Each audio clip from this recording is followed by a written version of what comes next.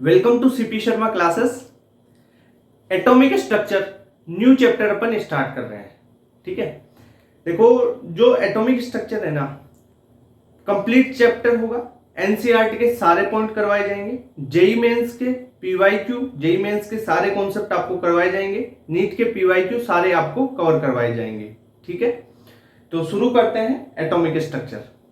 ठीक है, आपने देखो मूल कॉन्सेप्ट में भी मैंने कुछ चीजें बताई थी, जैसे आपको एटम के बारे में बताया था, इलेक्ट्रॉन, प्रोटॉन, न्यूट्रॉन, उन चीजों के बारे में थोड़ा बताया था। ठीक है, मैंने आइसोटोप्स, आइसोबार्स, इनके बारे में बताया था थोड़ा, पर आपको यहां पे और एक बार बता देता हूं उन चीजों के बारे में। देखो जैसे अपने पास कोई एटम है, ये एटम का न्यूक्लियस है, ये कोई एक एटम है आपके पास, एटम है। एटम में क्या होगा, एक तो होगा न्यूक्लियस, उसमें होंगे इलेक्ट्रॉन्स, ये बाहर।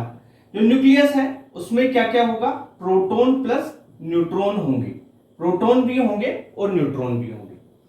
किसी भी एलिमेंट का, एटम का अपन देखें तो उसमें प्रोटॉन कितने होंगे उसकी बात करें, उसमें न्यूट्रॉन्स कितने होंगे उसकी बात करते हैं। तो देखो अगर मैं बोलूं जो एटम है उसका, जो एलिमेंट है उसका एटॉमिक नंबर जो होगा, ठीक है, जो एटॉमिक नंबर जेड बोलेंगे जिसे, उसके बराबर तो उसमें होंगे प्रोटॉन्स। ठीक है सर, इतनी बात क्लियर। सर एक टर्म आती है, ये तो है एटॉमिक नंबर, एक टर्म आती है मास नंबर, ठीक है, या एटॉमिक मास, अपन ए से डिनोट करते हैं जिसको। सर ए क्या होगा, आपका जो प्रोटॉन और न्यूट्रॉन है उसकी टोटल संख्या को मैं बोलूंगा एटॉमिक मास नंबर। ठीक है, एटॉमिक मास या मास नंबर इसको जनरली बोल देते हैं। किसी एलिमेंट को आप कैसे शो करते हो सर, जैसे मैंने कोई एक्स एलिमेंट लिया, ठीक है, यहां पे जेड लिया और यहां पे मैं लिखूंगा उसका ए, एटॉमिक मास, या ऐसे भी इसको लिख सकते हो, जेड यहां पे और ए यहां पे। अब जेड और ए क्या है वो चीज पता चली। जेड और जो आपका प्रोटॉन और न्यूट्रॉन्स हैं वो कहां पे रहते हैं, न्यूक्लियस में, तो इनको न्यूक्लियॉन्स भी बोला जा सकता है। क्या बोला जा सकता है, न्यूक्लियॉन्स, न्यूक्लियॉन्स। इतनी बात क्लियर। अब सर एक टर्म बची है हमारी न्यूट्रॉन की, वो कैसे निकालेंगे, तो न्यूट्रॉन कैसे निकालोगे आप, मैं बात करूं न्यूट्रॉन की। न्यूट्रॉन निकालने के लिए मास नंबर में से आप एटॉमिक नंबर माइनस कर दो, आपके पास न्यूट्रॉन्स आ जाएंगे। सर एटॉमिक नंबर, या एटॉमिक नंबर की जगह आप क्या कर सकते हो, neutron is equal to atomic जो है इसका मास नंबर माइनस प्रोटॉन्स कर दो, यानी एटॉमिक नंबर और प्रोटॉन्स तो बराबर ही है ना। ओके, कैसे लिखेंगे, देखिए मैं एक एग्जांपल लूं आपको, यहां पे ऑक्सीजन का एग्जांपल ले ले अपन ना, जैसे 16 ले लिया ऑक्सीजन। ऑक्सीजन का एटॉमिक मास, जो एटॉमिक नंबर है, ठीक है, वो जेड कितना होता है, 8 होता है, तो यहां पे 8 लिख दिया। अब इस ऑक्सीजन के लिए जेड की बात करूं, जेड कितना है, 8 है, ठीक है, ए कितना हो गया, 16 हो गया। तो मैं यहां पे प्रोटॉन की बात करूं तो प्रोटॉन कितना होगा, जो इसका जेड है उसके बराबर, तो proton is equal to Z is equal to 8। ठीक है सर, न्यूट्रॉन की बात करूं तो a माइनस जेड कर दूंगा, तो न्यूट्रॉन आ गए 16 माइनस 8, तो इसमें 8 ही न्यूट्रॉन आ गए आपके पास। तो ऐसे किसी एलिमेंट के लिए आप प्रोटॉन, इलेक्ट्रॉन, न्यूट्रॉन निकालोगे। जनरली जो आपका न्यूट्रल एटम होता है ना, यहां पे लिख देता हूं, न्यूट्रल एटम है या न्यूट्रल एलिमेंट है, ठीक है, न्यूट्रल एलिमेंट लिख लो, एटम लिख लो, कुछ भी लिख लो, है ना, एटम लिख देता हूं मैं, है ना, उसमें प्रोटॉन और इलेक्ट्रॉन बराबर होंगे, न्यूट्रल की बात कर रहा हूं। अब कोई किसी में नेगेटिव चार्ज आ गया तो इलेक्ट्रॉन बढ़ गया, उसमें पॉजिटिव चार्ज आ गया तो वहां से इलेक्ट्रॉन रिमूव हो गया, वो चीज तो पता है ना तुम्हारे को, है ना, हाँ पता होनी चाहिए, ध्यान रख लेना। ओके, इतनी बात कर ली मैंने, ये कुछ बेसिक चीज थोड़ी बहुत समझाई। अब देखो मैंने आपको और चीजें भी पढ़ा रखी है, जैसे मैंने आइसोटोप्स के बारे में बता रखा आपको,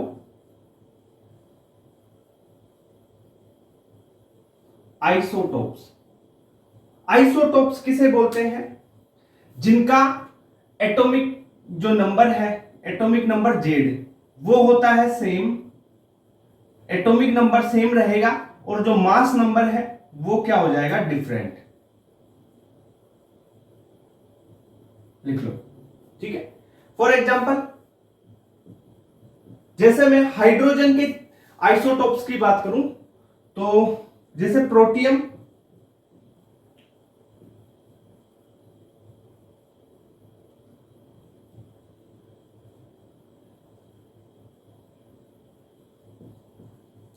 प्रोटियम 1H1, ठीक है। ड्यूटेरियम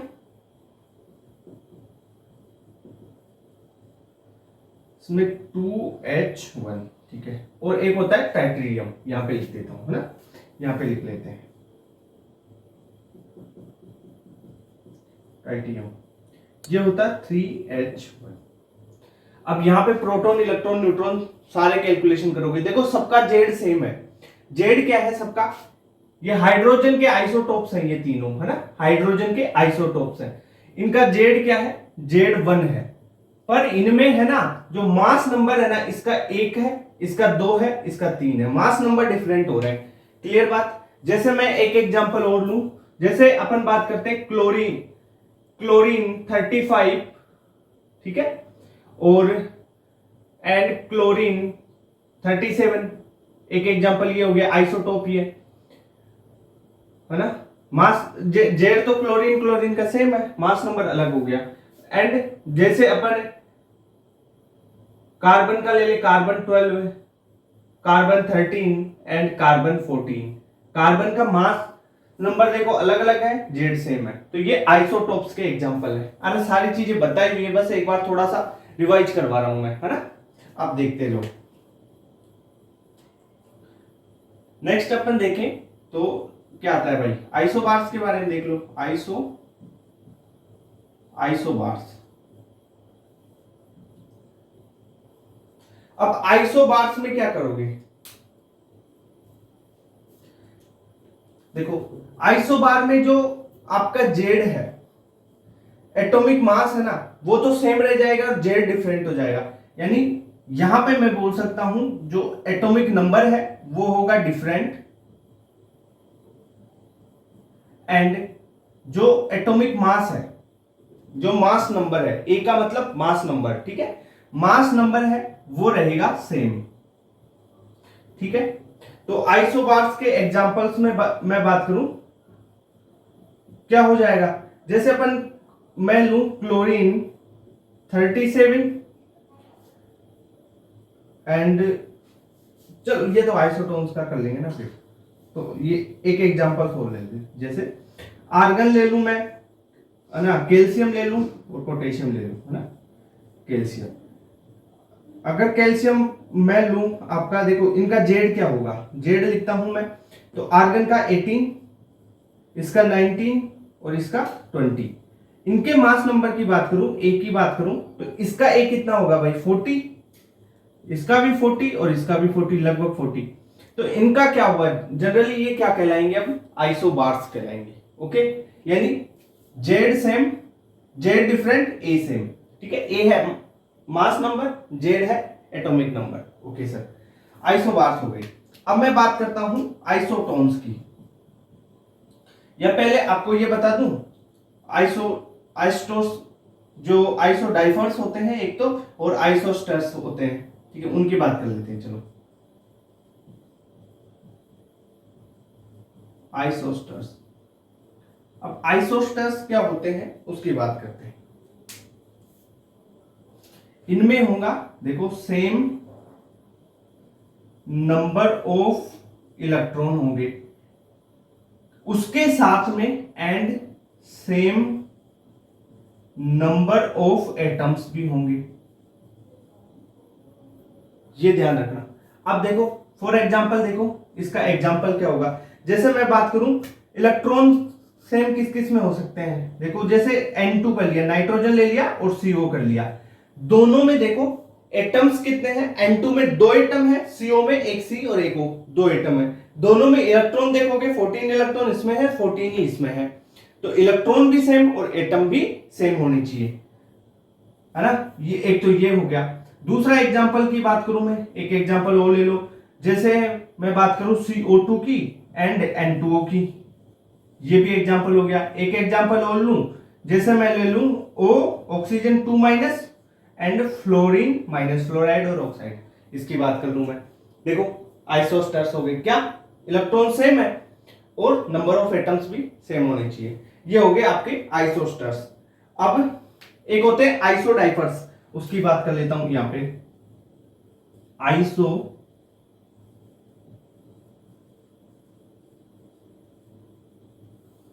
आइसोडाइफर्स, आइसोडाइफर्स में अपन क्या करेंगे, जो न्यूट्रॉन और प्रोटॉन की संख्या है ना, उसमें उसका डिफरेंस सेम रहेगा, तो मैं यहां पे लिख सकता हूं same neutron minus proton difference.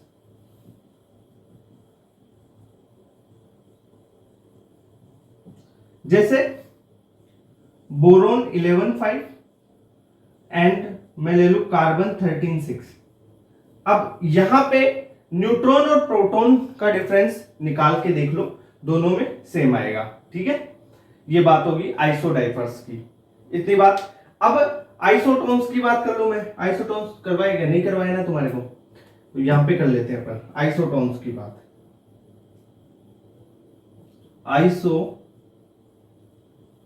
Isotones, अब आइसोटोन्स का मतलब क्या होगा, पहले ये देखो, जो इसमें न्यूट्रॉन्स होंगे ना वो सेम होंगे, तो यहां पे आइसोटोन्स लिखो same number of neutrons. Same number of neutrons के लिए आप आइसोटोन्स लगाते हैं। फॉर एग्जांपल मैं बात करूं उसके एग्जांपल्स की, जैसे क्लोरीन 17 ले लो, क्लोरीन वाला ले लो ना, 37 17 37 क्लोरीन ले लिया एक, तो एक ले लू मैं जैसे आर्गन ले लू, आर्गन क्या होगा 38 और 18 होगा। अब यहां पे न्यूट्रॉन निकालो, न्यूट्रॉन कितने हो गए 37 माइनस 17 और यहाँ पे 38 माइनस 18, तो यहाँ पे 20 न्यूट्रॉन्स है,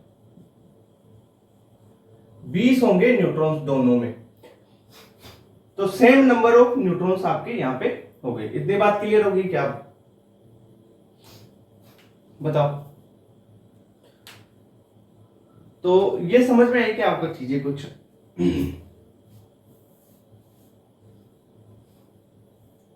देखो अब अपन जो प्रोटॉन है, इलेक्ट्रॉन है, न्यूट्रॉन है, इनकी डिस्कवरी पे बात करेंगे, तो यहां तक लिख लो चीजें, सिंपल सिंपल चीजें भाई, रिवाइज ही करवाया है ये चीजें, तो मैंने पहले बता रखी है थोड़ी बहुत, है ना।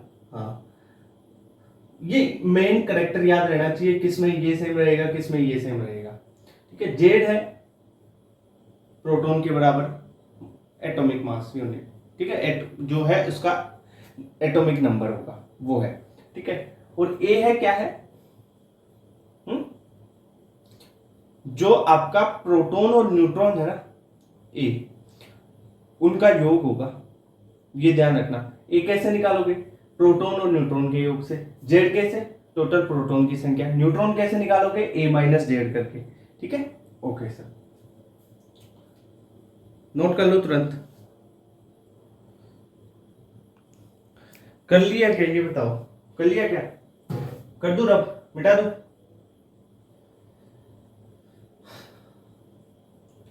मिटा दूं, ओके। देखो अब आपको ये प्रोटॉन, इलेक्ट्रॉन, न्यूट्रॉन्स तो निकालना आना भी चाहिए यार। अभी देखो आपको ये चार्ज के बारे में और मास के बारे में पता है क्या, प्रोटॉन, इलेक्ट्रॉन और न्यूट्रॉन का, बताओ।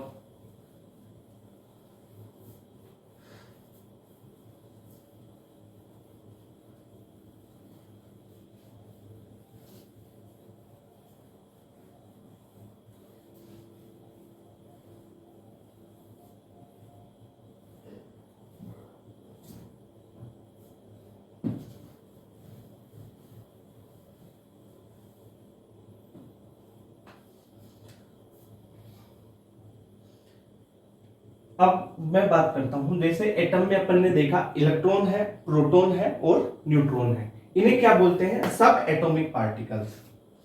तो सब एटॉमिक पार्टिकल्स, सब एटॉमिक पार्टिकल्स में आपके पास क्या क्या है? मेरे पास इलेक्ट्रॉन है, एक है प्रोटॉन है, ठीक है, और एक है न्यूट्रॉन है। सबका मास बताओ भाई। इलेक्ट्रॉन का मास 9.1 इंटू 10⁻³ किलोग्राम, सही है क्या? ठीक है सर।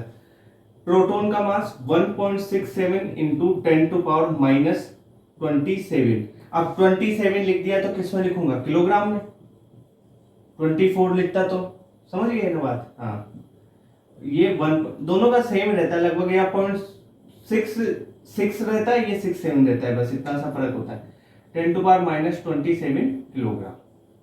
ओके सर, ये तो हो गया इनका मास, ये है मास। मास की बात की है तीनों की। चार्ज की बात कर लूं मैं, तो इलेक्ट्रॉन पे चार्ज कितना होगा रे भाई बताओ? 1.6 इंटू 10⁻19 कूलम, ये होगा चार्ज। अब उसके रिलेटिव देखो, इन पे भी वही सेम ही चार्ज इतना ही है, ठीक है, ये नेगेटिव में होगा, ये पॉजिटिव है। इतनी बात क्लियर होगी। अब अपन जो ये इलेक्ट्रॉन, प्रोटॉन, न्यूट्रॉन है, इनकी डिस्कवरी की बात करेंगे। तो टॉपिक डालो डिस्कवरी ऑफ सब एटॉमिक पार्टिकल्स, और उसमें अपन डालेंगे पहला जो कैथोड रे एक्सपेरिमेंट है, उससे अपन ने इलेक्ट्रॉन की डिस्कवरी की, तो डिस्कवरी ऑफ इलेक्ट्रॉन या कैथोड रे एक्सपेरिमेंट, ठीक है। तो ये लिख लिया गया, इसको रब कर लो एक बार, फिर टॉपिक ही डाल के कर लेंगे उसको ना। हाँ,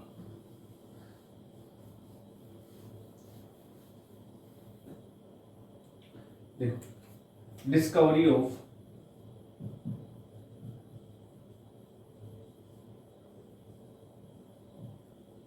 सब एटॉमिक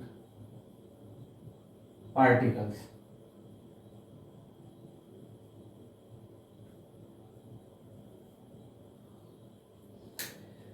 इसमें अपन देखेंगे सबसे पहले जो कैथोड रे एक्सपेरिमेंट है उसकी बात करते हैं। Cathode ray experiment,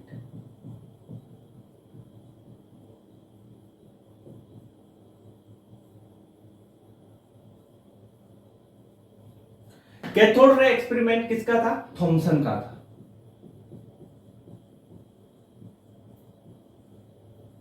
Thompson,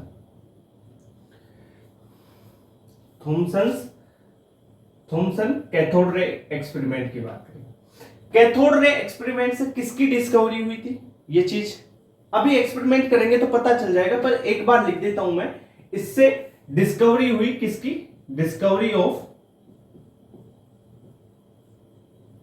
electron, ठीक है। क्या किया? कैथोड रे एक्सपेरिमेंट के लिए एक ट्यूब ली गई, ग्लास ट्यूब ली। ये बनाता हूं मैं एक ग्लास ट्यूब,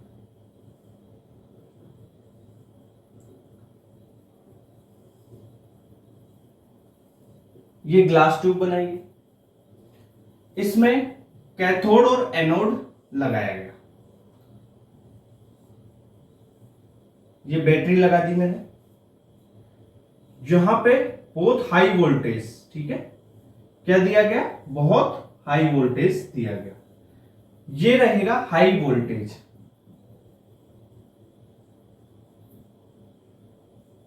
हाई वोल्टेज यानी 10 किलो वोल्ट के लगभग, ठीक है सर। यहां से ये नेगेटिव आ रहा है इस पे, तो ये क्या हो जाएगा? आपका कैथोड हो जाएगा, और ये एनोड है ना, ये परफोरेटेड एनोड था, बीच में से ऐसे छेद थे इसमें, ठीक है, तो ये आपका एनोड। अब एनसीईआरटी में इसको एनोड ही लिखा हुआ है, पर ये क्या है? परफोरेटेड एनोड था, और इसके पीछे एक फ्लोरोसेंट स्क्रीन लगा दी गई। अब फ्लोरोसेंट स्क्रीन क्या थी? ये देखो, ऐसे एक स्क्रीन थी यहां पे, इस ट्यूब पे एक स्क्रीन ऐसे लगा दी गई। ये स्क्रीन देखो, ग्रीन कलर से मैंने लगाया, ये क्या है? फ्लोरोसेंट स्क्रीन है ये, किसकी? ZNS की, जिंक सल्फाइड की। इसका क्या काम है वो भी बताऊंगा। ये है ZNS, ठीक है। ZNS की क्या है? फ्लोरोसेंट स्क्रीन, फ्लोरेसेंट स्क्रीन लगा दी। ओके सर, आगे चलो, आगे क्या हुआ सर इसमें?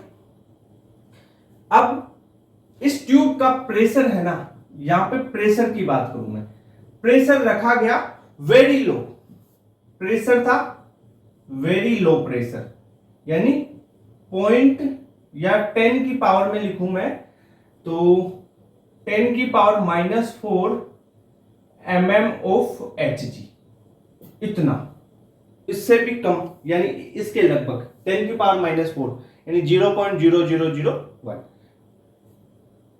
ये रखा गया प्रेशर। अब क्या हुआ, इसमें कर दिया गया वैक्यूम। इसके लिए यहां पे एक वैक्यूम पंप लगा देता हूं, वैक्यूम पंप, इतनी बात क्लियर। हाई वोल्टेज का करंट है। अब देखो, अपन ने एक कंडीशन कर रखी है हाई वोल्टेज और प्रेशर वेरी लो। यहां पे H2 गैस है मान लो, है ना, तो इसमें गैस है वो भी आयनाइज होगी। किस कंडीशन में? गैस है वैसे एयर, हवा तो है, एयर है ना वो जनरली आयनाइज नहीं होती, पर आपने हाई वोल्टेज पे और लो प्रेशर पे कभी हाई वोल्टेज के तार देखे हैं जाते हुए, जो 10,000 kV के होते हैं ना, तो उनमें क्या होता है, हाई वोल्टेज में उनको अगर थोड़े पास लाओगे ना तो उनमें चिंगारियां उठती है, मतलब गैस को भी वो आयनाइज करके उसमें करंट फ्लो कर देते हैं, ठीक है। तो गैस आयनाइज होगी, इसमें होगी जो गैस, क्योंकि हाई वोल्टेज है, साथ में वेरी लो प्रेशर है। और दूसरी बात, यहां से कैथोड से, ये मेटल का, किसी मेटल का तो होगा ही ना कैथोड और एनोड, किसी भी एक मेटल का होगा। तो यहां पे हाई वोल्टेज है तो क्या होगा, देखो मेटल है, मेटल क्या होगा, M+ मेटल की टेंडेंसी होती है भाई वो इलेक्ट्रॉन लूज करेगा। इलेक्ट्रॉन दिया इसने, ये इलेक्ट्रॉन क्या करेगा, मान लो यहां पे आपके पास H2 गैस है, तो इस H2 गैस पे वर्क करेगा और इसको तोड़ देगा। अब क्या करेगा, वापिस ये इलेक्ट्रॉन आएगा और इस गैस को क्या कर देगा, H+ के रूप में प्लस इलेक्ट्रॉन निकाल देगा, इसको आयनाइज कर देगा। तो यहां से आपके पास इलेक्ट्रॉन सी तो इस मेटल से मिल गए, एक आपको यहां से मिल गए, यानी जो ये आपका कैथोड था, इस पे जो मेटल लगी हुई है आपकी, ये कैथोड है, यहां से क्या होगा, इलेक्ट्रॉन्स निकल गए, यहां से इलेक्ट्रॉन निकलेंगे। कैथोड क्या है, नेगेटिव पार्ट है, एनोड क्या है, पॉजिटिव पार्ट। अब यहां से ये जो इलेक्ट्रॉन निकले हैं वो किसकी ओर जाएंगे, एनोड क्या है, पॉजिटिव है, कैथोड क्या है, नेगेटिव है, तो ये इलेक्ट्रॉन किसकी ओर जाना चाहेंगे, एनोड की ओर जाएंगे। तो यहां से जो इलेक्ट्रॉन्स है सीधी लाइन में किसकी ओर जाते हैं, एनोड की ओर, इधर जाते हैं। एनोड परफ्यूरेटेड है, मतलब इसमें पोर्स बने हुए हैं बीच में, ये पोर बने हुए हैं, तो इनसे ये इलेक्ट्रॉन्स यहां पे आएगा और इस ZNS स्क्रीन पे आके टकराएगा। ZNS स्क्रीन पे टकराएगा तो ये है फ्लोरोसेंट स्क्रीन, इस पे टकराएगा तो यहां पे चमक उत्पन्न होगी इन इलेक्ट्रॉन्स की वजह से। समझ में आए?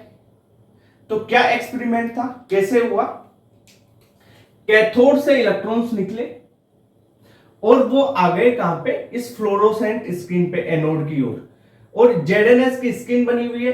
अगर ये इलेक्ट्रॉन यहां पे टकराएगा तो ये इसमें एक चमक उत्पन्न होगी, ठीक है, चमकेगा, एक ब्राइटनेस दिलेगी, फ्लोरोसेंट होगा ये, ठीक है, फ्लोरोसेंट या फास्फोफ्लोरोसेंट, ठीक है। दोनों में डिफरेंस होता है पर आपके लेवल पे कोई डिफरेंस नहीं है इसमें, है ना। बस आप तो ये मानो कि यहां पे आया तो वो तुरंत चमक गया, एक तो एक वहां पे आने के बाद में थोड़ी देर बाद चमका, ठीक है, ये चीज ही हो सकती है आपको। तो ये ZNS की स्क्रीन है, यहां पे आके वो टकराएगा तो चमकेगा। तो ये जो आपकी आई, इसको मैंने बोला, अपन ने जो साइंटिस्ट थे थॉमसन साहब, इन्होंने बोला इसको कैथोड रे, CR बोल देता हूं। ये क्या है, कैथोड रे है, ठीक है, ये क्या है, cathode ray, cathode ray CR।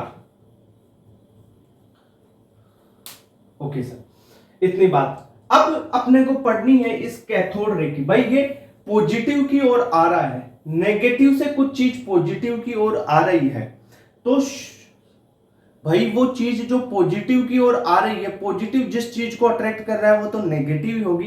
तो ये जो इलेक्ट्रॉन्स है ये नेगेटिव वाले हैं, नेगेटिव इलेक्ट्रॉन्स नेगेटिव होंगे, प्रॉपर्टी नेगेटिव है, इसलिए ये एनोड की ओर आ रहे हैं, ऐसा सोचा उसने, ठीक है, साइंटिस्ट ने।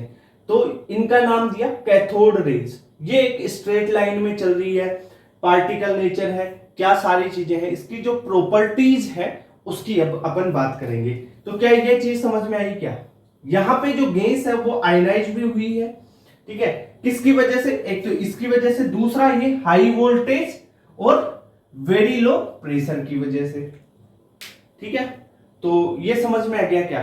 तो इस एक्सपेरिमेंट को एक बार थोड़ा सा हल्का सा देख लो, नोट कर लो, फिर अपन इस जो कैथोड रे है ना, इसके मेन क्वेश्चन कैथोड रे से जो एनोड रे है उनसे ही आते हैं ना, तो उसकी प्रॉपर्टीज से आते हैं क्वेश्चन, तो प्रॉपर्टीज को अपन पढ़ेंगे।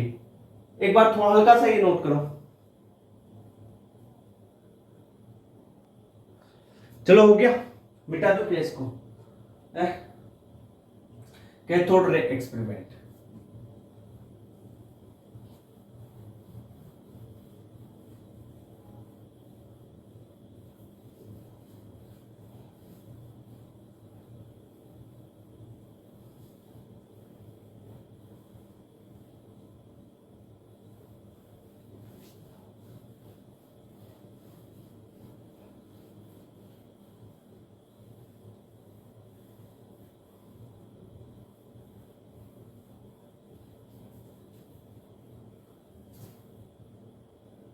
अब लिखो प्रॉपर्टीज ऑफ कैथोड रे, यहां पे लिखो, टॉपिक डालो प्रॉपर्टीज ऑफ कैथोड रे, इसको भी मिटा देते हैं ना, थोड़ा सही रहेगा। जो कैथोड रे की बात की अभी अपन ने, उसकी प्रॉपर्टीज की बात करेंगे। तो टॉपिक डालो प्रॉपर्टीज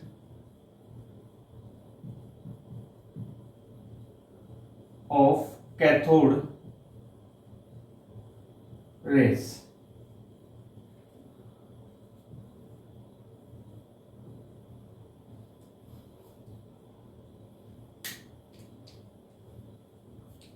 देखो जो कैथोड रेस थी, अपन ने बात किया कैथोड रेस, सीआर की बात करते, कैथोड रेस ये भाई नेगेटिव पार्टिकल्स को ही तो रख रही थी, इलेक्ट्रॉन्स, जो इलेक्ट्रॉन्स रे में जा रहे थे वो नेगेटिव पार्टिकल्स तो थे।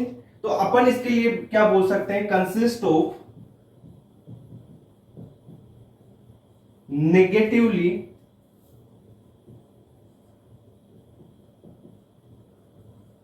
चार्ज्ड पार्टिकल, पहली प्रॉपर्टीज। दूसरी प्रॉपर्टी की मैं बात करूं तो जो ये है ना, कैथोड रे हाई स्पीड में और एक स्ट्रेट लाइन में ट्रेवल करती है, high speed and straight line में। स्ट्रेट लाइन में इसकी पहचान करने के लिए बीच में कोई आप सॉलिड या कोई मेटल सॉलिड चीज रख दो तो उसके पीछे उसकी शैडो फॉर्म हो जाती है। कोई चीज जैसे लाइट सीधे आ रही है मेरे ऊपर यहाँ पे, तो अगर मैं खड़ा हूं तो स्ट्रेट आएगी, सीधी आएगी, स्ट्रेट लाइन में चल रही है, उसका मतलब क्या है भाई, बीच में मान ले ऐसे स्ट्रेट आ रही है, बीच में मैं खड़ा हूं तो पीछे क्या बन जाएगी? शैडो बन जाएगी ना, छाया बन जाएगी ना उसकी, ठीक है। तो ये वाला नेचर भी ये शो करती है, इसलिए अपन बोलेंगे कि ये स्ट्रेट लाइन में चलती है और हाई स्पीड में होगी, ठीक है। तो travel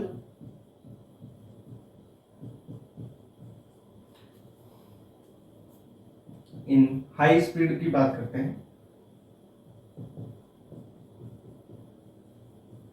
high speed and in straight line.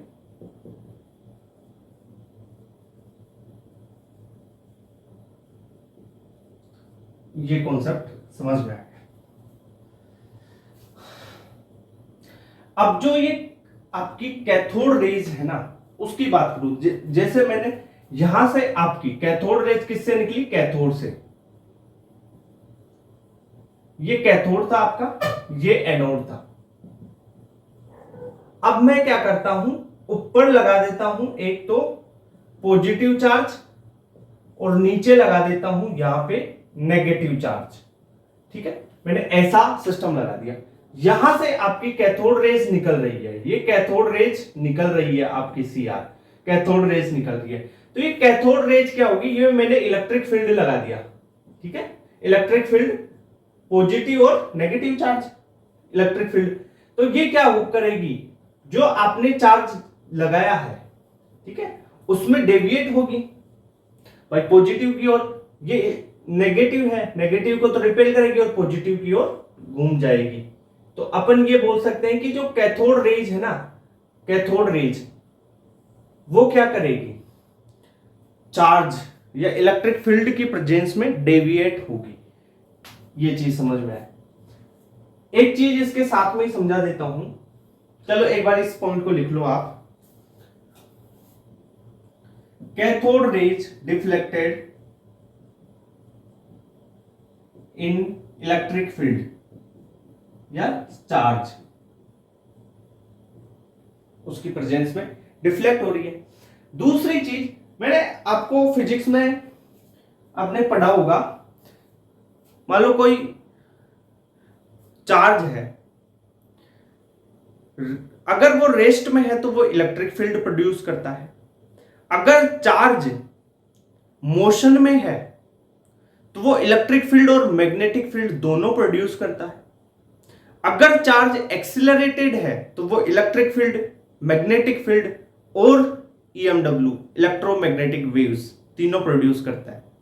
पढ़ा होगा फिजिक्स में, 12th क्लास की फिजिक्स का फर्स्ट चैप्टर पढ़ा है ना। हाँ, तो एक चीज बताऊं, ये चार्ज है, कोई भी चार्ज है, Q का मतलब कोई चार्ज है, अगर रेस्ट में है तो वो प्रोड्यूस करेगा इलेक्ट्रिक फील्ड। अगर वो मूविंग है,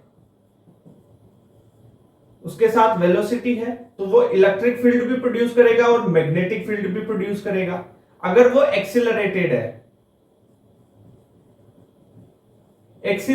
है तो electric field and magnetic field के साथ में वो इलेक्ट्रोमैग्नेटिक वेव भी उत्पन्न करेगा। अब यहां पे ये इलेक्ट्रॉन है ना, ये चार्ज है, ये क्या कर रहा है, ये है मोशन में, मूविंग चार्ज है। तो अपने को तो ये मूविंग वाला ही तो पढ़ना है, electric field and magnetic field दोनों प्रोड्यूस कर रहा है। अब इलेक्ट्रिक फील्ड की तो बात कर ली, मैं मैग्नेटिक फील्ड की बात करता हूं।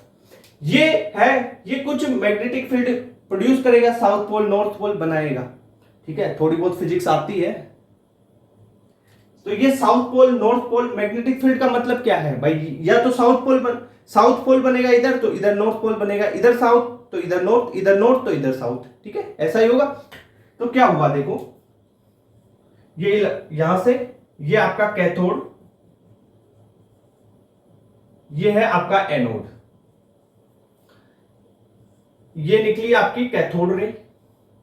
मैंने यहां पे लगा दिया, मान लो मैग्नेटिक फील्ड लगाया, नॉर्थ कर दिया और ये कर दिया साउथ। अब ये निकलेगी, ये कुछ ना कुछ, मान लो ये कोई सा भी ये क्या करेगी, कुछ मैग्नेटिक फील्ड प्रोड्यूस करेगी।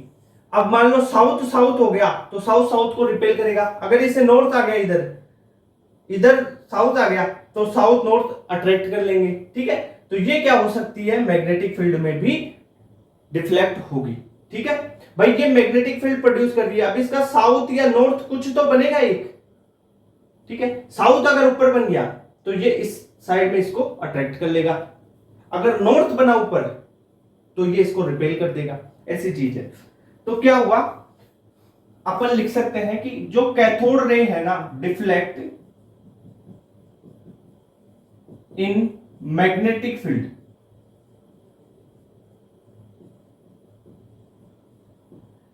ठीक है सर, इतनी बात क्लियर होगी क्या, समझ में आई? ठीक है, एक चीज और बताऊं, यहां पे समझा देता हूं मैं। जैसे आपकी ये कैथोड रेज आ रही है, ये कैथोड रेज आ रही है, बीच में मैं एक माइका व्हील रख देता हूं। ठीक है, ये व्हील है, बहुत छोटा व्हील है, बहुत छोटा, लाइट वेट। ये इलेक्ट्रॉन क्या है, पार्टिकल नेचर है, इस पे आएगा, टकराएगा और इसको क्या करेगा, घुमा देगा। ठीक है, तो ये कैथोड रेज है आपकी सीआर। तो इस माइका व्हील को, ये क्या है, माइका व्हील,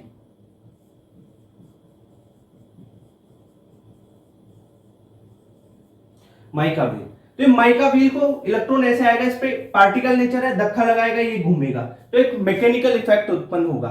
तो cathode rays mechanical effect show करेगी, यानी वो पार्टिकल नेचर है, इस कारण ये इसको घुमा पा रही है। ठीक है, तो इसके लिए क्या लिख सकता हूं,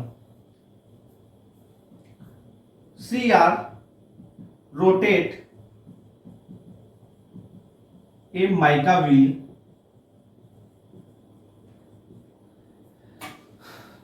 यानी इलेक्ट्रॉन क्या है, electron have particle nature.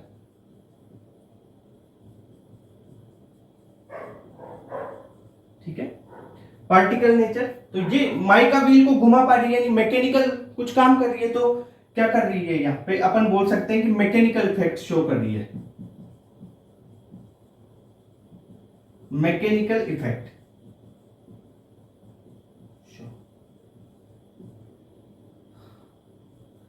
Particle nature है ना, इस वजह से हो रहा है ये। तो ये चीज भी समझ में आई कि आपको प्रॉपर्टीज में कैथोड रेज की प्रॉपर्टीज। नेक्स्ट मैं बात करूं, आपको स्पेसिफिक चार्ज के बारे में थोड़ा बहुत आइडिया है क्या? स्पेसिफिक चार्ज होता है चार्ज बटा मास का अनुपात, रेशियो, चार्ज बटा मास का रेशियो। अभी इसके बारे में क्या है, मुलिकन का एक्सपेरिमेंट पढ़ेंगे, उस टाइम भी अपन इसकी डिटेल में चर्चा करेंगे कि स्पेसिफिक चार्ज क्या होता है, उस चीज के बारे में, है ना। अभी मैं एक स्टेटमेंट लिखूंगा जो बहुत इंपॉर्टेंट है। ठीक है, कैथोड रेज किससे जनरेट हो रही है? कैथोड से, ये ध्यान रखना है ना। कहां से निकल रही है ये? कैथोड से निकल रही है। ठीक है, तो ये चीज आपको पता होनी चाहिए। एक यहां पे लिख ही लो इसको, चलो। CR का मतलब है cathode rays originate from cathode. ठीक है, अब इंपॉर्टेंट पॉइंट है एक और, वो क्या है? Specific charge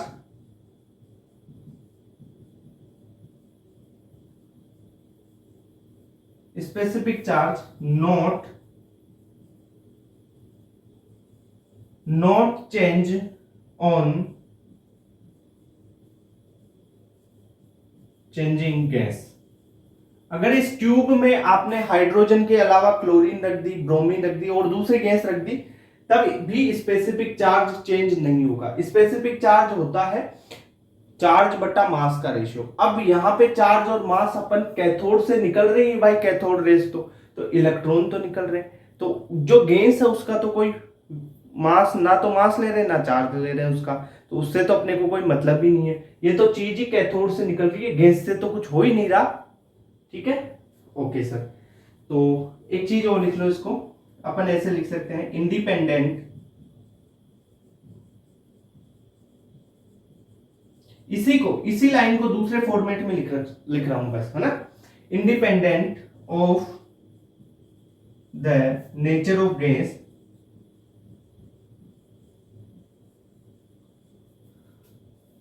and cathode material used in discharge tube.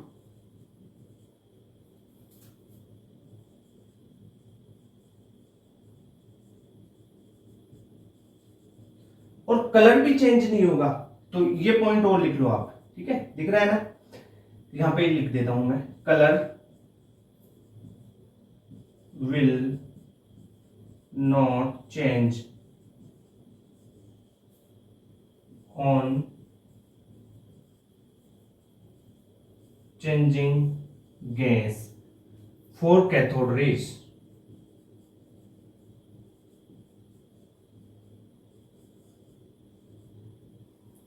अब लिख लो तुरंत, सारी चीजें होगी। अब देखो, मैंने यहां पे कैथोड रेज की आपको प्रॉपर्टीज समझाई है, एक स्पेसिफिक चार्ज को बताना बाकी है, वो भी अभी बताऊंगा ये चीजें। अब देखो, मैं एक पॉइंट लिख देता हूं आपके लिए, जो ये है, सेकंड पॉइंट से चालू करो आप, सेकंड से लेके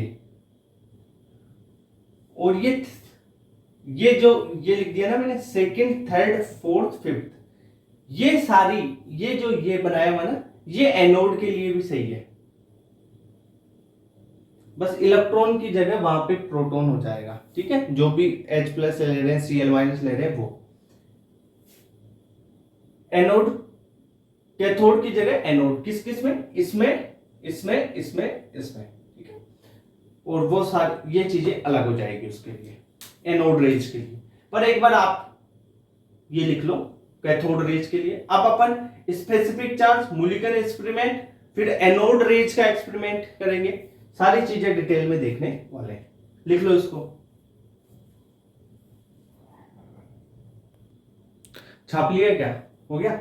देखो अब मैं आपको स्पेसिफिक चार्ज के बारे में थोड़ा बता देता हूं ना, फिर अपन और डिटेल में पढ़ेंगे मूलिकन एक्सपेरिमेंट वगैरह उनके बारे में ना। हाँ, या पहले मूलिकन का एक्सपेरिमेंट ही बता दो, बताओ। मूलिकन का ऑयल डोप एक्सपेरिमेंट है ना, उससे चार्ज को फाइंड आउट किया था, इलेक्ट्रॉन पे कितना चार्ज है, फिर ही तो पता चला स्पेसिफिक चार्ज का, है ना। हाँ, वो चीज है।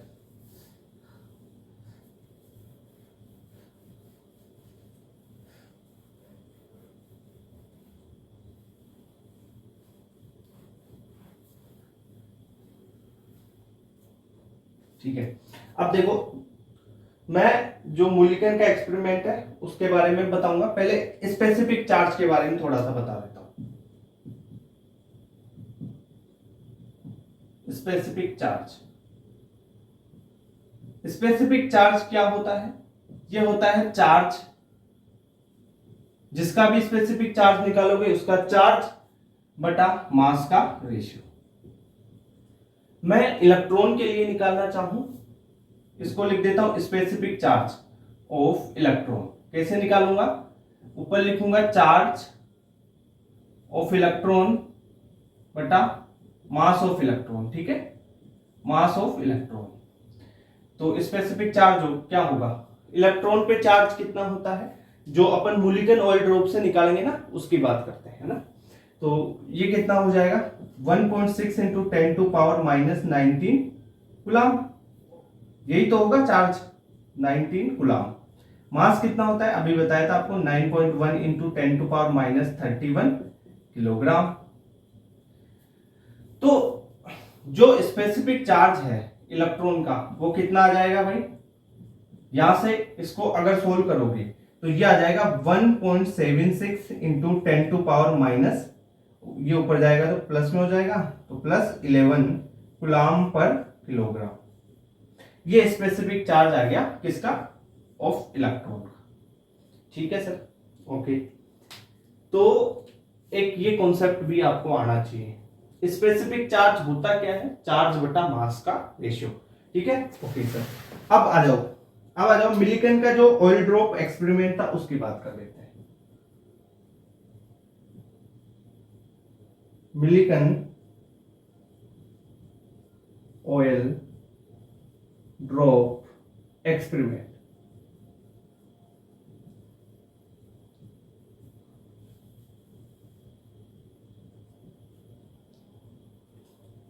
इससे क्या निकाला था उसने, चार्ज ऑन इलेक्ट्रॉन, इसको फाइंड आउट किया था। कैसे किया था, देखो इसका एक्सपेरिमेंट क्या था, एक्सपेरिमेंट बताता हूं। इसने क्या किया, एक चैम्बर लिया ये, ठीक है सर। नीचे क्या किया, यहां पे उसने नेगेटिव चार्ज प्लेट लगा दी, ठीक है, बैटरी से जोड़ के कैसे भी, और एक ये लगा दी इसने पॉजिटिव चार्ज की प्लेट, ठीक है, ये लगा दी इसने बैटरी, ये नेगेटिव चार्ज, ये पॉजिटिव चार्ज, ठीक है। यहां पे ऑयल रखा, किसी कोई भी यंत्र था उसके पास, उसमें ऑयल रखा, ठीक है, और ऑयल को क्या करेगा, वो स्प्रे करेगा। तो इसमें ऑयल है, ध्यान रखना, तो एटोमाइजर मान लो, एटोमाइजर छोटे छोटे कणों में तोड़ के फेंक देगा ऑयल को, ऐसे करेगा, हल्की हल्की बूंदे। तो ये यहां से क्या आ रही है, यहां से कुछ आएगी क्या, ऑयल की ड्रॉपलेट्स आएगी। इसमें बीच में ये पॉजिटिव चार्ज है ना, खाली ये बीच में नीचे ऐसे आएगी नीचे, ठीक है, ऐसे आएगी नीचे। भाई ये एक छोटी सी पट्टी तो है, झाड़ तो पूरा बड़ा है, बीच में एक पट्टी लगा रखी बस, है ना, पॉजिटिव पट्टी। ये ऑयल ड्रॉपलेट्स है, ये क्या है, ऑयल ड्रॉपलेट्स है, ठीक है, ये ऑयल ड्रॉप्स है। अब क्या होगा, एक चीज और की इसने, यहां से गैस पास की, गैस लिख देता हूं, और गैस यहां पे आके आयोनाइज्ड है, प्रेशर और वोल्टेज की कंडीशन दे रखी है, तो गैस क्या है यहां पे, आयोनाइज्ड। तो यहां पे लिख देता हूं आयोनाइज्ड, आयोनाइज्ड है गैस। अब इस एक्सपेरिमेंट में हुआ क्या, ये ऑयल ड्रॉपलेट नीचे आएगी, ये गैस आयोनाइज्ड है, तो गैस आयोनाइज्ड है, जैसे हाइड्रोजन है H2Cl2, कोई भी गैस ली इसने, वो एयर आयोनाइज्ड है तो उसमें इलेक्ट्रॉन्स भी होंगे। तो क्या होगा, ये ऑयल की ड्रॉपलेट ऐसे आई, ये क्या है, ऑयल ड्रॉपलेट, ये ऑयल ड्रॉपलेट गिरेगी नीचे, तो इस गैस के संपर्क में आ रही है ना, इस गैस के संपर्क में आएगी, तो यहां से इसके जो इलेक्ट्रॉन्स है, आयोनाइज्ड है तो इलेक्ट्रॉन्स होंगे, तो ये इलेक्ट्रॉन्स इस ऑयल ड्रॉपलेट पे चिपक जाएंगे, ठीक है, ये इलेक्ट्रॉन्स ऑयल ड्रॉपलेट पे चिपक गए। अब क्या होगा, ऊपर पॉजिटिव चार्ज, नीचे है नेगेटिव चार्ज। ऑयल ड्रॉपलेट क्या है, ऊपर इलेक्ट्रॉन्स चिपक गए तो नेगेटिवली चार्ज, तो ये नीचे जाएगी किसकी वजह से, ग्रेविटी की वजह से, ठीक है, पर ऊपर यहां पे पॉजिटिव चार्ज भी लगा हुआ है, तो ये पॉजिटिव चार्ज इसको क्या करेगा, अट्रैक्ट करेगा। इस ऑयल ड्रॉपलेट का चार्ज कितना हो गया, n नंबर ऑफ इलेक्ट्रॉन्स है इनटू इलेक्ट्रॉन, ये चार्ज हो गया ऑयल ड्रॉपलेट पे, यही तो चार्ज हुआ। अब क्या हो रहा है, यहां पे नीचे ग्रेविटी इसको खींच रही है, नेगेटिव चार्ज इसको रिपेल कर रहा है, पॉजिटिव चार्ज इसको खींच रहा है ऊपर, तो ये क्या होगा, ये ऑयल ड्रॉपलेट कुछ इस जगह पे क्या हो जाएगी, बैलेंस्ड हो जाएगी, फोर्स बैलेंस्ड हो गया। तब यहां पे Q बराबर Ne की वैल्यू निकाल ली गई, जो मूलिकन्स थे साहब उन्होंने, और यहां से जो आपका इलेक्ट्रॉन है उसका चार्ज दिया गया। अब n क्या है, n है यहां पे नंबर ऑफ इलेक्ट्रॉन्स, ठीक है, जो एक इंटीजर वैल्यू है उसकी बात करता है, ठीक है, तो चार्ज ऑलवेज क्वांटाइज, ये चीज लिख लो, इसमें क्वांटाइज है, n की वैल्यू इंटीजर होगी 1 2 3 4, है ना, तो यहां पे लिख लो अपन, यहां पे देखो गैस आयोनाइज नहीं है, एक्सरे भी डाल सकते हैं, गैस के लिए एक्सरे भी डाल सकते हैं आयोनाइज करने के लिए। एक पॉइंट यहां पे ये लिख लो ना, पॉइंट लिख लो, चलो, x ray ionised air and electrons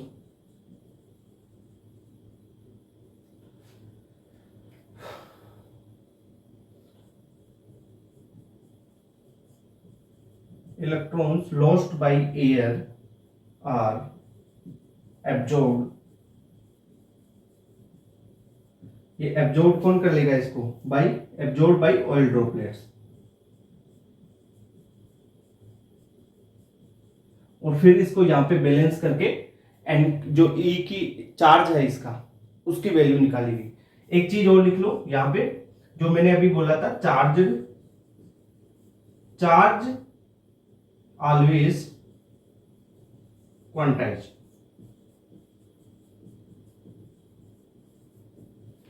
यानी जो n की वैल्यू है वो 1 2 3 4 ऐसे इंटीजर में आएगी। इतनी बात क्लियर है क्या?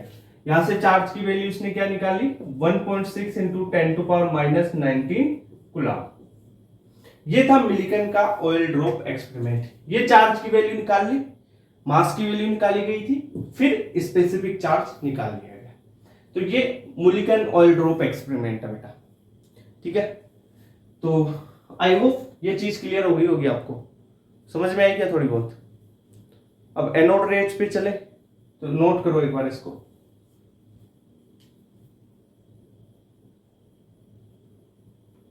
मिटा दूं क्या? हो गया, तो ले मिटा ही देता हूं, बना ले तुरंत। अरे मैं भी तो हाथ से ही लिखता हूँ, उस टाइम भी थोड़ा बहुत लिख लिया करूँगा ना।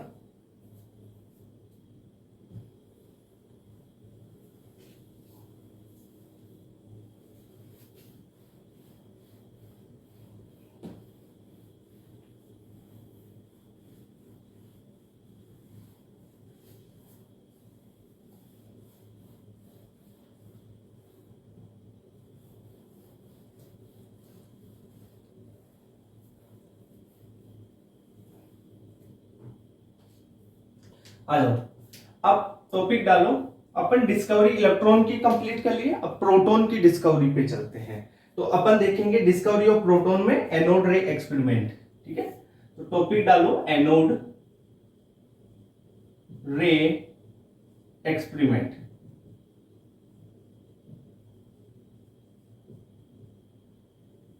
एनोड रे एक्सपेरिमेंट की बात करते हैं। एनोड रे एक्सपेरिमेंट किसके लिए किया गया? Discovery of proton.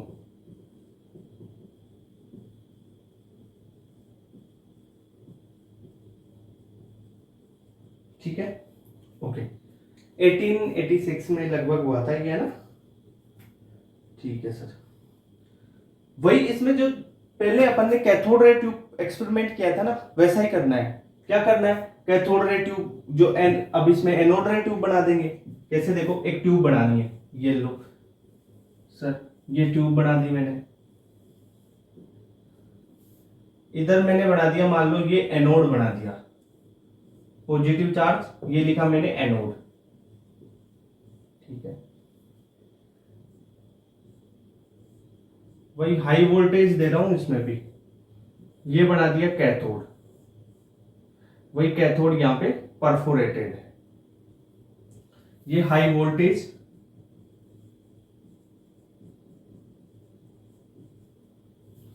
ये एनोड है। इसमें प्रेशर कितना रहेगा? प्रेशर वेरी लो, लगभग 10⁻⁻⁴ mm ऑफ Hg।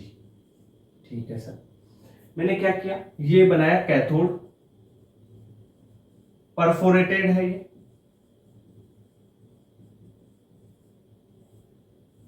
ठीक है, परफोरेटेड मतलब बीच में ये 6 से है ना, इसके पीछे एक ZNS की स्क्रीन लगा दी है।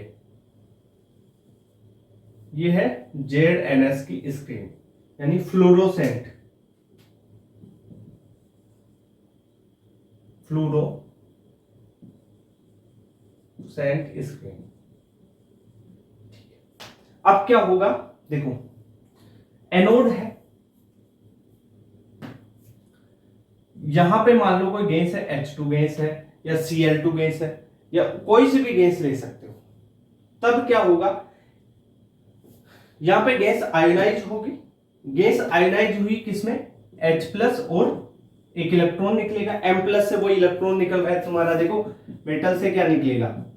M+ इलेक्ट्रॉन निकलेगा। ये इलेक्ट्रॉन क्या करेगा? जो H2 गैस है उसको आयोनाइज कर देगा H+ और इलेक्ट्रॉन में। अब यहां से इलेक्ट्रॉन तो अपन ने बात की थी कि वो एनोड की तरफ आ गया था, अब बचा H+ यहां पे। अब ये H+ क्या करेगा? जो H+ है वो, ये पॉजिटिव चार्ज है। ठीक है, एनोड क्या है? एनोड है पॉजिटिव, H+ है पॉजिटिव, कैथोड है नेगेटिव होता है। तो ये H+ यहां पे जो गैस थी भाई, H2 गैस थी, वहां पे H+ तो होंगे, यहाँ पे आयनाइज कर दिया अपन ने। किस कंडीशन? हाई वोल्टेज भी दिया, लगभग 10 किलोवोल्ट। तो इतना हाई वोल्टेज है तो गैस आयनाइज होगी, यहाँ पे आयनाइज्ड कर दिया, इस तरीके से भी आयनाइज्ड हुई। तो क्या होगा? ये जो H+ है, जो आयनाइज्ड गैस के ये है ना H+, ये आने लग गए किसकी ओर? कैथोड की ओर, क्योंकि पॉजिटिव चार्ज ये नेगेटिव अट्रैक्ट करेगा तो इधर ही आएंगे। ठीक है, ये आगे इस ZNS पे क्या करते हैं, आते हैं तो इस ZNS की पट्टी पे आएंगे तो ये चमकेगी, फ्लोरोसेंट है ये, चमकी। तो ये एनोड की तरफ से आए और कैथोड पे गए तो इनको एनोड रे बोला। क्या बोला? एनोड रे। AR का मतलब है असर्शन रीजन, नहीं एनोड रे। ठीक है, एनोड रे बनी। ये जो एनोड रे है क्या ये वास्तविकता में एनोड से निकल रही है क्या? नहीं, ये एनोड से नहीं निकल रही है, जो इसमें गैस डाली हुई है ना अपन ने, उससे निकल रही है। देखो H2 गैस डालो H प्लस निकलेगा, Cl2 गैस डालो Cl प्लस निकलेगा। भाई देख, तू जो भी गैस डालेगा ना इसमें, देख गैस कौन सी डालूंगा मैं और एनोड रे कौन सी निकलेगी उसकी बात करता हूं। जैसे मैंने H2 डाला H प्लस एनोड रे पे H प्लस की, Cl2 डाला Cl प्लस निकल जाएगा। ठीक है, जो भी गैस डालेगा उसका पॉजिटिव, यानी वहां से इलेक्ट्रॉन तो निकल गया, फिर एनोड रे बनेगी वो पॉजिटिव की। इन्हीं एनोड रे को कैनाल रे भी बोलते हैं। क्या ये चीज समझ में आई क्या तुम्हारे को? इससे डिस्कवरी ऑफ प्रोटॉन हो गई, पॉजिटिव चार्ज है, डिस्कवरी ऑफ प्रोटॉन। ठीक है, ये चीज आई समझ में। अब मैं इसको, इसकी जो प्रॉपर्टीज है, सारी प्रॉपर्टीज, पहले जो कुछ प्रॉपर्टीज कैथोड रे से मिलती हुई है, जैसे स्ट्रेट लाइन में जा रही है, स्पीड में जा रही है, वो चीजें है ना, तो इंपॉर्टेंट प्रॉपर्टीज है उनको पहले लिखाऊंगा, फिर सारी चीजों को बाद में। ठीक है, एक बार नोट करो इसको। ये कैथोड का ध्यान रखना, परफोरेटेड है ये, है ना? हाँ, एनसीईआरटी में भी लिख रहे हैं। अब यहां पे एक पॉइंट देख लो, जो आपकी ये एनोड रेंज है, एनोड से नहीं निकल रही है, ध्यान रखना, है ना? किससे? जो गैस ली हुई है ना उसमें अपन ने ट्यूब में, उससे बन रही है। ओके, तो नोट कर लो इसको, तब कर दूं मैं। ओके, अब अपन जो एनोड रेंज है उसकी प्रॉपर्टीज के बारे में पढ़ेंगे।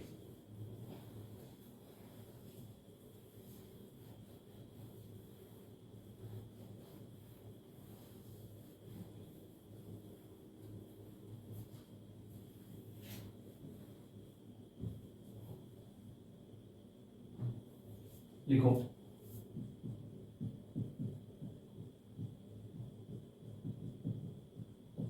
प्रॉपर्टीज ऑफ एनोड रे।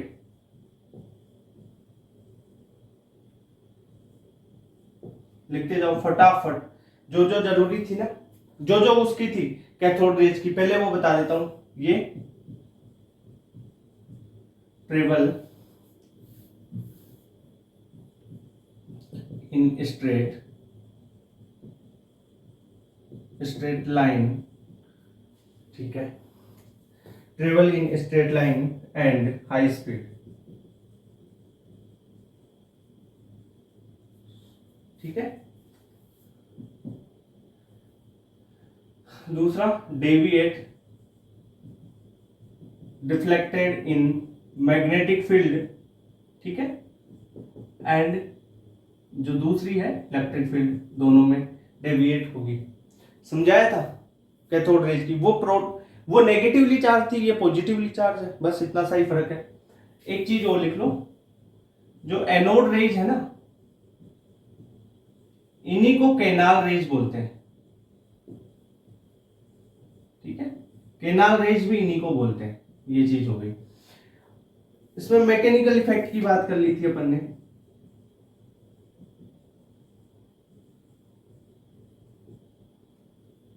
यानी पार्टिकल नेचर,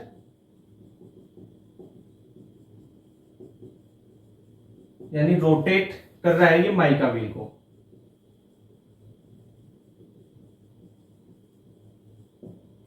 समझ में आई क्या?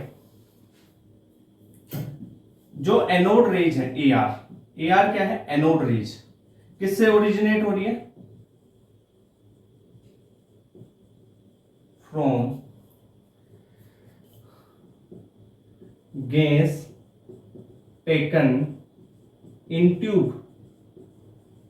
ठीक है, और एनोड से नहीं निकल रही है ये, यहां पे ध्यान रखना, एनोड से नहीं निकल रही है ना? ओके, जो स्पेसिफिक चार्ज है, स्पेसिफिक चार्ज यानी चार्ज बटा मास का ratio, depend on dependent on, या डिपेंड ऑन कर सकते हैं ना,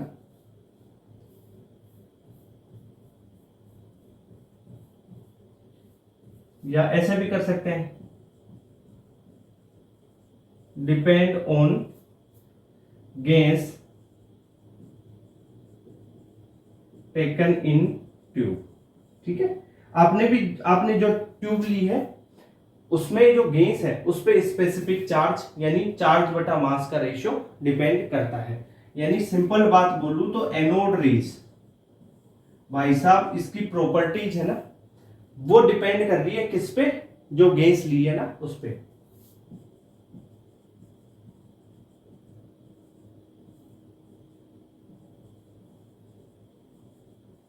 change with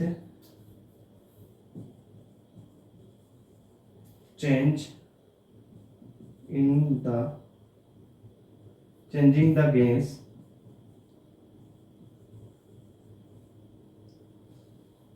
ठीक है ओके। चेंज द गैस है ना, अगर गैस चेंज करते हो तो प्रॉपर्टी मतलब स्पेसिफिक चार्ज चेंज हो रहा है तो सारी चीजें चेंज होगी उसकी, है ना। अरे कैसे चेंज हो रहा है, चार्ज बटा मास का रेशियो। यहाँ पे मास चार्ज तो सेम रह गया, मान ले मास अलग हो गया ना, क्लोरीन लेगा तो क्लोरीन का मास आएगा, हाइड्रोजन लेगा तो हाइड्रोजन का मास आएगा, वही चीज तो है। तो ये चीज होगी आपकी, नोट कर लो इसको, है ना।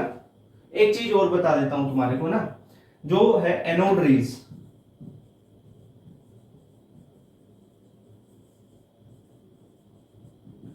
heavier than cathode rays। Anode rays भाई, एनोड रेज में तो गैस ली तूने, क्लोरीन ले ली, भारी हो गई। एनोड रेज में क्या इलेक्ट्रॉन का ही तो मास है, ठीक है। तो एनोड रेज हेवी होगी कैथोड रेज से, ठीक है। तो ये नोट करो आप, हो गया इसका, हो गया क्या, नोट कर लिया है। अब ट्यूब कौन सी, अरे डिस्चार्ज ट्यूब है ये ले, फुल फॉर्म लिख ली इसकी भाई, डिस्चार्ज ट्यूब, या डिस्चार्ज ट्यूब नाम है इसका। तेरे को डिस्चार्ज सुनना ही था क्या ना, डिस्चार्ज ट्यूब है उसका नाम, पहले बताया हुआ था, बोल रहा हूं डिस्चार्ज ट्यूब है, डिस्चार्ज ट्यूब है उसका। स्पेसिफिक चार्ज कैसे चेंज हो रहा है देख, स्पेसिफिक चार्ज क्या होता है, चार्ज बटा मास का रेशियो। तो मास चेंज हो रहा है, मान ले मास बढ़ेगा तो स्पेसिफिक चार्ज घटेगा, तो अपन ये बोल सकते हैं कि specific charge inversely proportional to mass. अब एक बार तू H प्लस का मास लेगा, एक बार Cl प्लस का मास लेगा, एक बार ब्रोमीन प्लस का मास लेगा, एक बार नाइट्रोजन भेज दी तो नाइट्रोजन प्लस का मास लेगा, तो अलग अलग का मास ले रहा है तो स्पेसिफिक चार्ज तो चेंज होगा ही ना, ठीक है सर, ओके।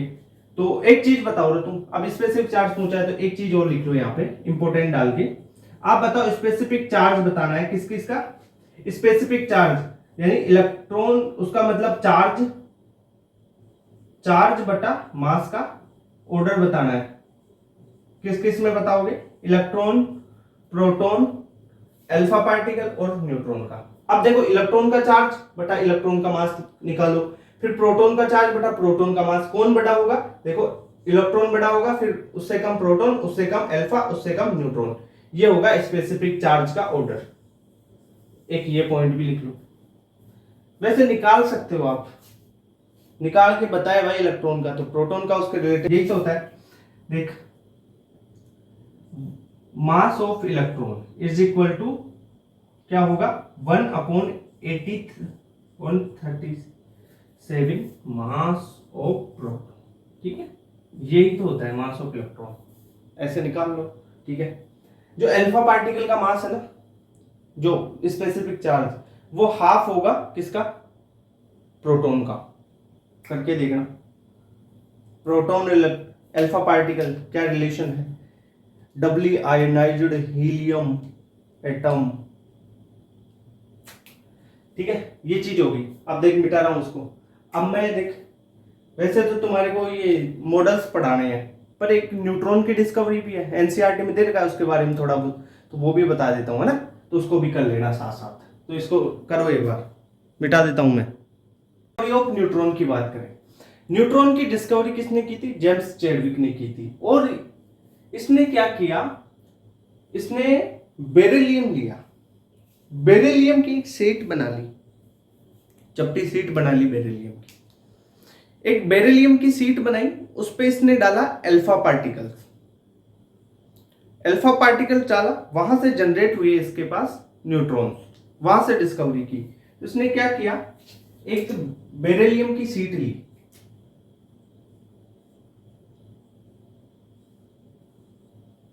ये है बेरिलियम की शीट। इस पे इसने डाला अल्फा पार्टिकल्स।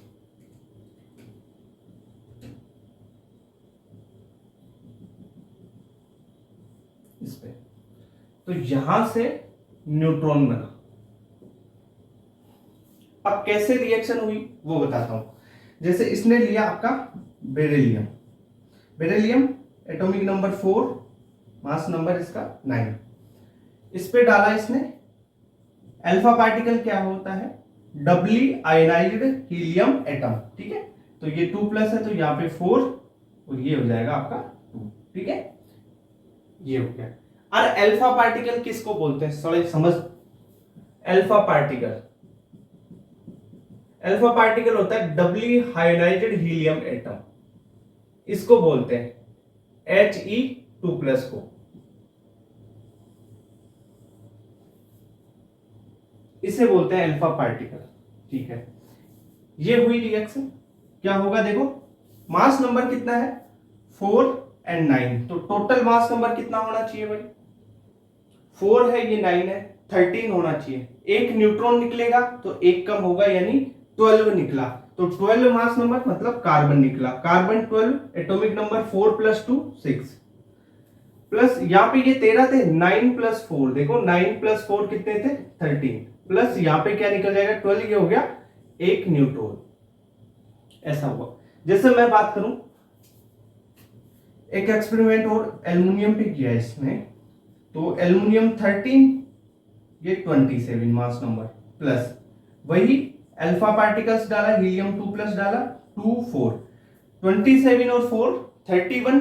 तो एक तो निकलेगा न्यूट्रॉन में, मास नंबर 1 है ना। और तो ये 30 बच गया, 30 बच गया तो फास्फोरस हो जाएगा। पर यहां से आप एटॉमिक नंबर वहां से मत देखा करो। मैं तो, मेरे को तो पता है इसलिए बोल दिया मैं। तो आप 4 + 2 जोड़ के ही किया करो हमेशा। ठीक है, ये 13 + 2, ये कितना होगा एटॉमिक नंबर? 13 + 2 और 15 तो 15। 15 पे क्या आता है? फास्फोरस। और 27 + 4 ये 30 बनेगा। फास्फोरस 30 होता है, प्लस एक क्या निकल गया इसमें? न्यूट्रॉन। तरीका तो ये है। 4 + 2 कितने हो गए? 6। 6 पे क्या आता है? कार्बन। 9 + 4 कितने होते हैं? कार्बन का तो ये मास नंबर 12 होगा। अब 9 + 4 कितना होता है? 13। तो 13 है, एक क्या न्यूट्रॉन तो निकला है। तो ये न्यूट्रॉन की खोज ऐसे हुई। ठीक है, रदरफोर्ड के बारे में एक चीज है, इससे रिलेटेड लिखा देता हूं, एनसीईआरटी में दे रखा है, लिख लो।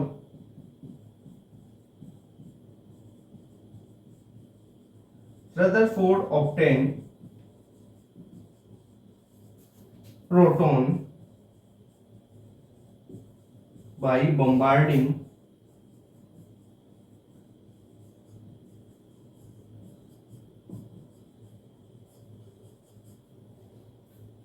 nitrogen atomic nucleus। ये नाइट्रोजन है ना,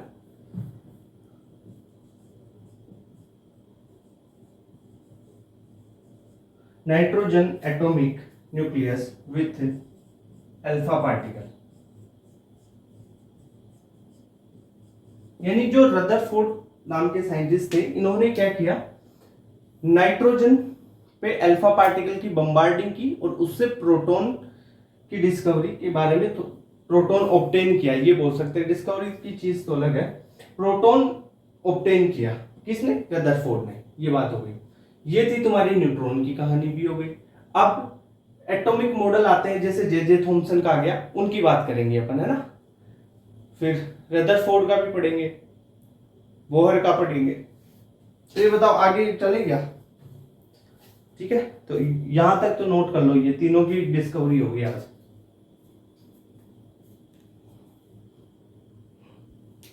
देखो एनसीईआरटी का एक टॉपिक और करवा देता हूँ। रेडियो एक्टिविटी में आपको कुछ अल्फा रेज, बीटा रेज, है ना, गामा रेज, और ये थोड़ी चीजें दे रखी है अल्फा बीटा गामा रेज के बारे में। एनसीईआरटी भी इसका पॉइंट दे रखा है, तो आपको ये चीजें याद होनी चाहिए। एनसीईआरटी के सारे जो क्रिप्स पॉइंट है, जहां से क्वेश्चन आ सकता है, जो इनके रिलेटेड इंपॉर्टेंट पॉइंट है, सारे यहाँ पे मैंने कवर करवा दिए आपको। ठीक है, तो रेडियो एक्टिविटी हेनरी बेकरल ने डिस्कवरी ठीक है।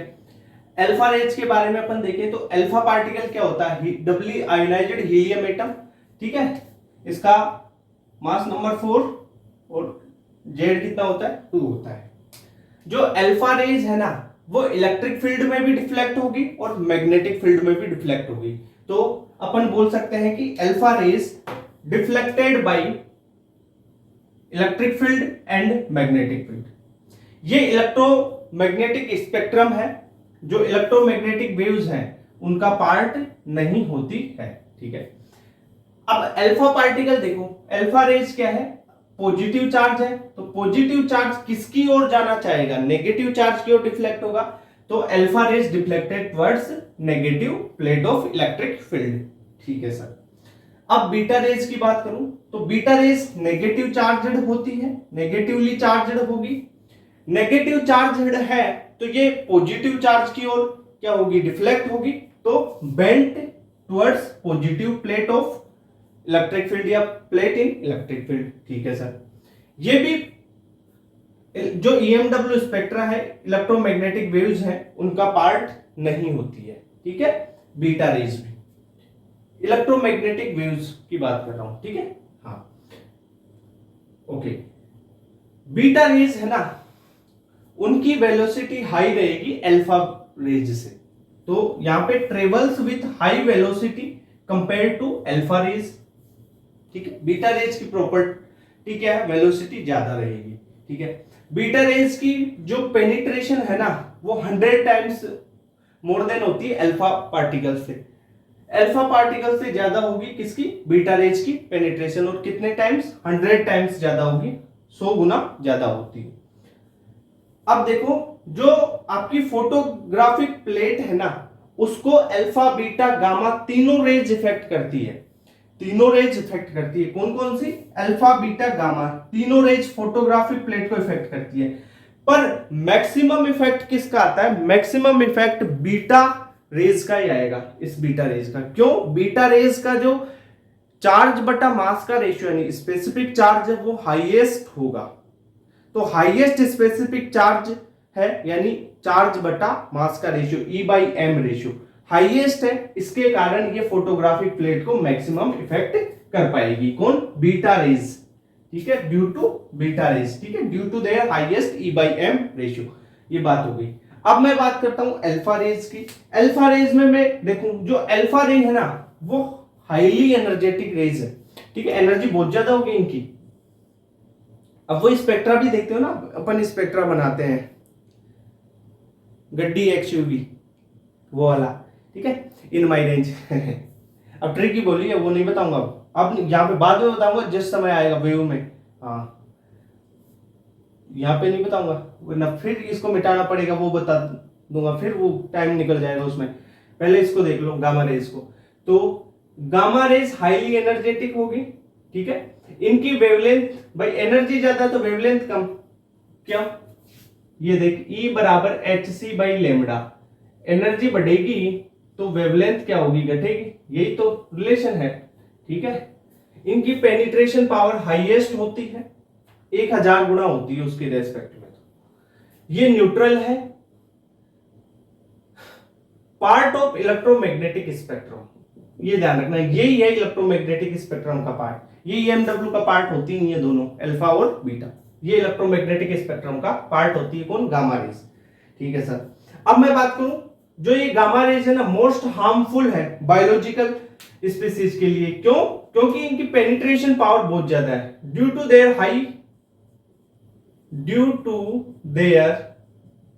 High penetration power.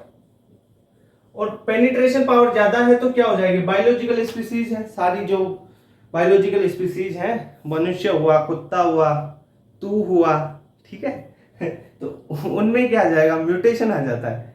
Penetration power ज्यादा है सबकी। चल एक बार पेनिट्रेशन बता देता हूं सबकी। देखो अल्फा की, बीटा की और गामा की, तीनों की पेनिट्रेशन अपन देखें तो देखो इसकी 1 होगी तो इसकी 100 होगी, मतलब इतने गुना हो जाएगी, है ना, इसकी 100, ये 1000 रेशियो है ये, है ना, ठीक है।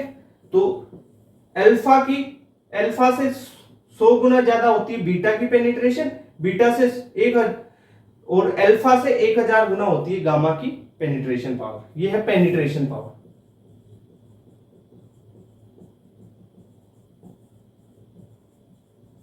ओके, अब जे थॉमसन का अब मॉडल कर लेंगे, क्योंकि ये छोटी छोटी चीजें हैं, बिखरी हुई एनसीईआरटी में, ट्यूशन आ गया तो हो जाओगे। कर लिया, ठीक है, तो नोट कर लिया अब इसको। अब जे थॉमसन पढ़ेंगे, थॉमसन बाबा।